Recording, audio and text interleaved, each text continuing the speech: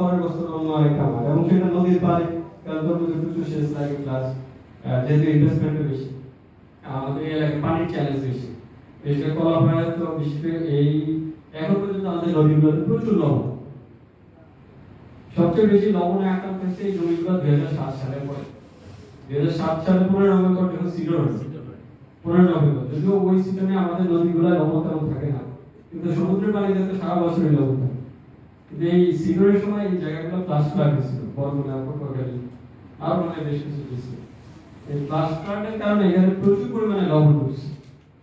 এবং ওই লবণ আমাদের যে উনি একটু আগে মনে হয় আমাদের যে রিজিওনাল ডিরেক্টর উনি বলছিলেন যে 60-এর দশকে বাংলাদেশে যখন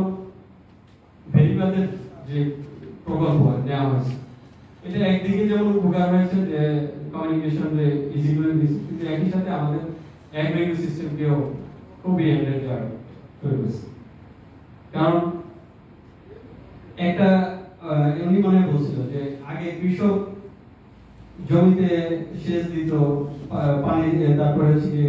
সার দিত অল্প পরিমাণে জৈব সার বেশি দিত রাসায়নিক সার খুব বেশি দিত না কীটনাশক খুব একটা 70-এর দশকের আগে বাংলাদেশে ব্যবহার হয় না কিন্তু এখন